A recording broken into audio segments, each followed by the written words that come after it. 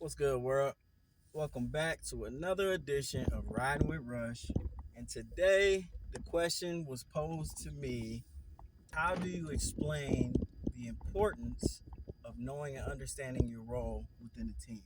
By a coach phrases to me. And the thing is, I don't think that there's a one size fits all answer. The way that I've done it in the past is show them their role. You help them understand their role. You explain it to them. It's a process that happens over time. Some guys just get it right off the bat. They listen well. They take you at your word. And some guys, it takes them to bump their head a few times. It takes them to watch some film. It takes them to continue to make the same mistake. And I will tell you that the bench is the great equalizer. The longer guys sit on the pine, the quicker they get to the understanding of what the expectation is generally with most guys. Some guys, not so much, right? And that's why I say it's not a one size fits all answer. But I will say the bench is a great equalizer. So one of the things that I do is I just tell guys, to be honest with them, this is the expectation for you. Or when they do something you don't want them to do, just say, hey, we don't want you driving to the basket. And the reason why is because the last 15 times you drove to the basket, 13 of them were a turnover and the other two were a missed layup and contested traffic, right? And so you just begin to explain this to them. And I explain it to them in front of the team, but I do it in a loving way. So that's the other key to it too. Because you have some coaches who just can be jerks about stuff, right? And if I've explained something to you 15 times, chances are the tendency for me is going to lean to be a little bit harsher in my explanation because I've told it to you 10 or 15 times. But the first two or three times usually is all it takes for most guys to start to get it and start to understand it. But the other reason for that, for me explaining in front of everybody and being completely transparent and not blowing smoke at guys, telling guys the absolute truth. And this, side note, this takes you having a proper understanding of how to assess talent and how that talent fits into your system as well, right? So I have a very free flowing system where I tell guys I don't do cookie cutter, right? And what I mean by that is I don't bring you into the program and try to make you something that you're not, right? That's a very old school approach to the game. We're going to try to make guys do this, that, or third. What I do is I assess your talent. I see how you fit into the style of play that we want to play. And then I encourage you to do the things that you do well that fit into the vision and the picture and the paradigm of how we're trying to accomplish winning games and how we're trying to structure and organize the way that we play. But I don't try to make you something that you're not, right? So like, if you're 6'9" and you don't have a back to the basket skill set, I'm not going to try to force you to play in the paint the majority of the time. You can step out, hit threes. If you pass really well, I'm going to use you as a front court facilitator, right?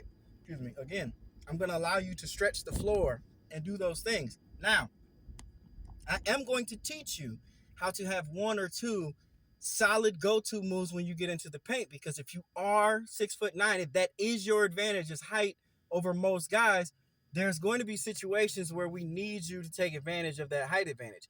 And you need to be proficient at doing that. You don't need to average 20 points a game doing it.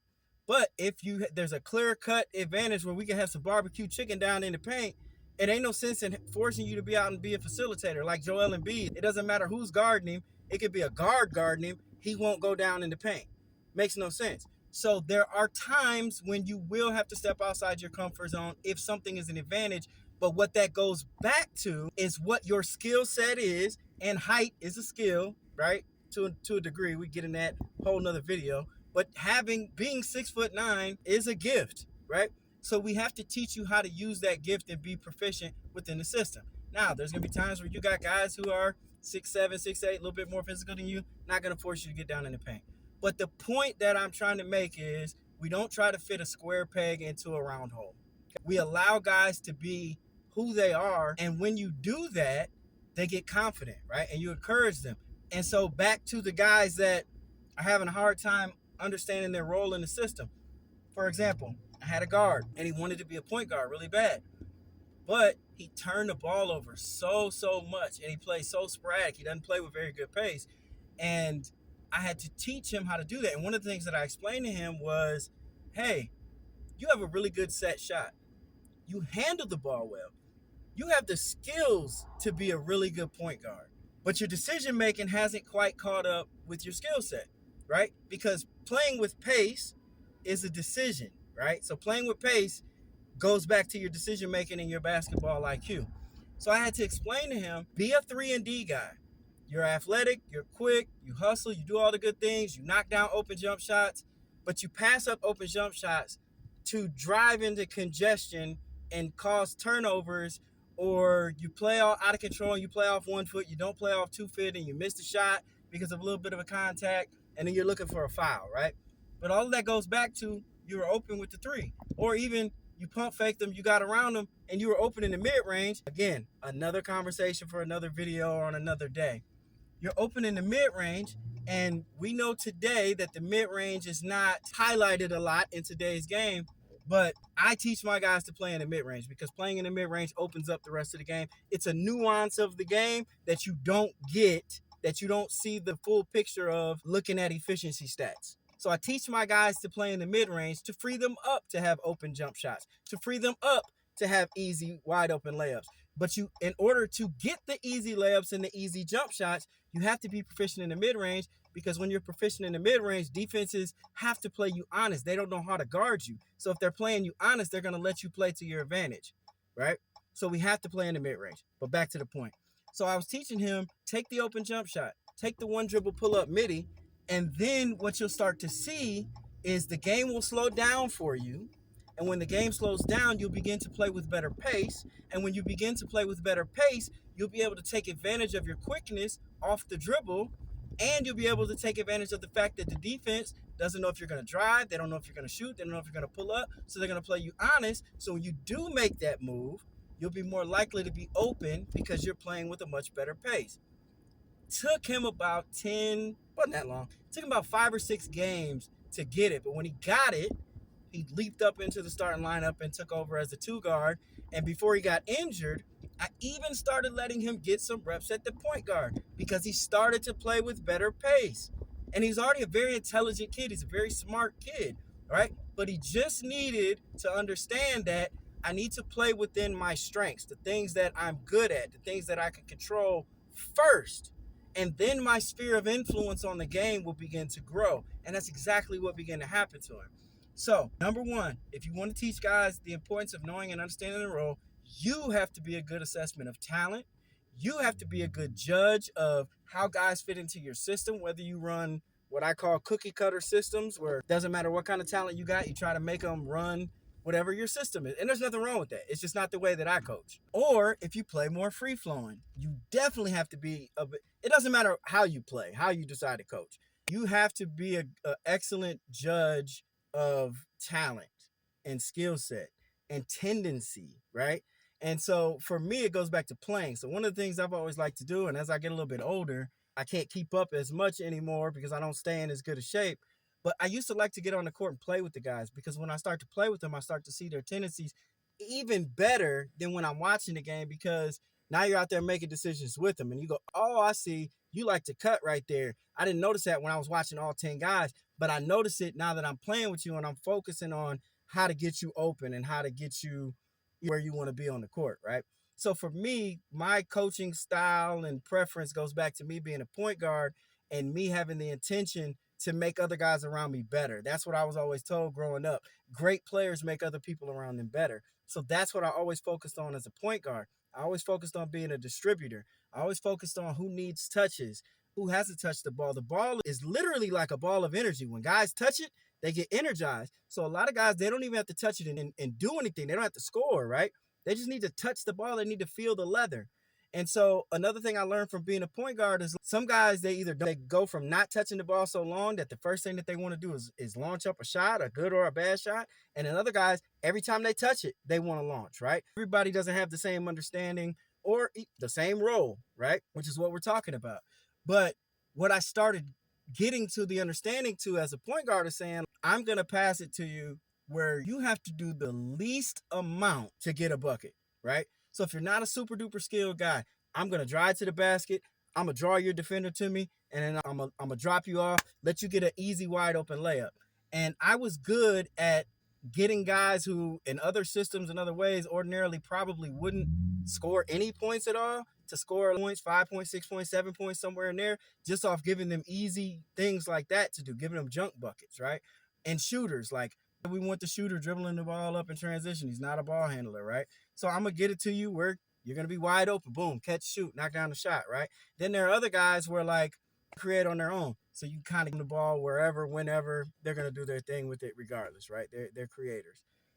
So mindset on coaching goes back to that, and that's how I handle my guys, and that's how I determine my play calling. I'm going to make sure that guys get in a rhythm, and that's how I also teach my point guards to be floor generals, is to have that understanding and have that feeling and have that flow of the game, so that if it's your first season playing with me, about halfway through the season, you'll have a good feel how to control the game in that way. If you play with me more than one season, going into the other seasons, you should already know I shouldn't even be calling plays unless it's like time type stuff, right? Like that way that I prefer to coach is my point guard needs to be an extension of me on the floor, right? So again, that goes back to roles and understanding. So if you want that guy to be your point guard role to distribute, like if you have an even keeled team, you want someone who's going to be your best ball handler and best decision maker, regardless of how tall or how short he is, to be your point guard, right? I've had teams where my tallest guy was the point guard because he was the best ball handler and he was the best decision maker on the team, but he was also the best player. So he distributed well. He got his points. He let the game come to him well because I taught him how to distribute. And then I also told him don't over distribute because we also need you to go get buckets. So by the end of the year, and this was an 8th grader too, like he's phenomenal. And so, taught him how to like orchestrate the game from that point guard position and things like that. Then you got guys that they're just shooters. Like you just got to tell them, like, look, just be real with them in front of the team. Like when you catch and shoot, man, hey, everybody, am I wrong? Does he knock down the shot? Yeah, that's what we want you to do. But when you start putting the ball on the floor, it's chaotic. So let's avoid doing that as much as possible. If you got to put it down, 1 dribble pull up, 1-2 dribble pull up, boom. Then the game will start to open up for you after you start hitting those 1-2 dribble pull-ups. Now you have the easy drive to the basket where you don't have to be a creator. Boom, you got to the spot, 1-2 dribble pull-ups. You've hit 1 or 2 of them. Now that defense is going to come out a lot sooner. You hezzy, boom, go around them. Now you've made 1 move, 2-3 dribbles. You're at the basket, easy, wide open bucket. Maybe a kick out to somebody else, right? And so your shooters do become minimalist and they impact the game positively that way. If you got guys that don't have a huge skill set, you need to be that hustle guy, right? Like, be honest and just say, hey, you're going to eat in garbage buckets. So if you want to eat, I need you to get offensive rebounds. I need you to run in transition. I need you to get blocks and steals, right? And then get out in transition. You'll get an easy 4, 6, 8 points a game just off garbage, right? So you have to begin to understand, again, be a good judge of skill set first. It goes back to you. It's not on the guys to understand what their role is. It's on your ability to understand their skill set and how they can impact the game positively.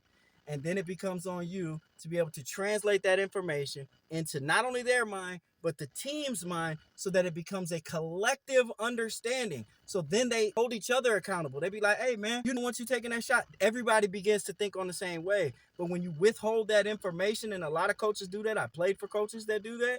When you withhold that information, all it does is create confusion, right? So I know that there's some coaches that say, I don't like to call out my players in front of the team and da-da, right? Man, that's your philosophy if it works for you.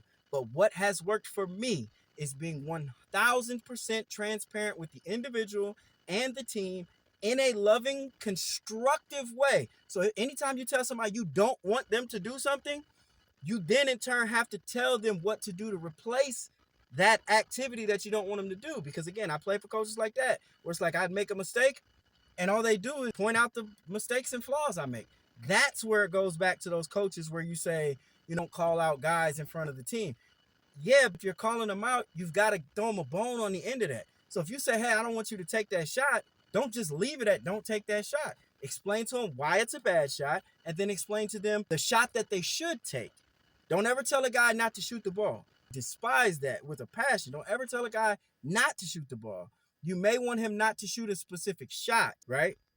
But you never want guys so confident that they don't take the shots that you do want them to take. Because then, like I said, play for coaches like that. Then you pass up a good shot, and he's like, "Why aren't you shooting the ball?"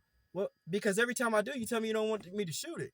But what was left out was, yeah, I want you to shoot that shot, but these are the shots I do want you to take. So when you put that in there, it becomes a collective responsibility, a collective understanding of what the role is, the shots that you do want them to take, or the drives, whatever the situation is. So don't be afraid to call guys out, but do it in a loving way, do it constructively, always add something on the back end, end it with love, get back to practice. All right. So that's how you get guys to understand their role in a nutshell. It's a season-long thing. This video is long enough. It's already over 16 minutes. Yeah, in a nutshell, that's how you get guys to understand their role. At least that's how I've got them to do it in the past. You guys got questions, drop them in the comments below. Hit the like button, hit subscribe. Come ride with Rush. All right.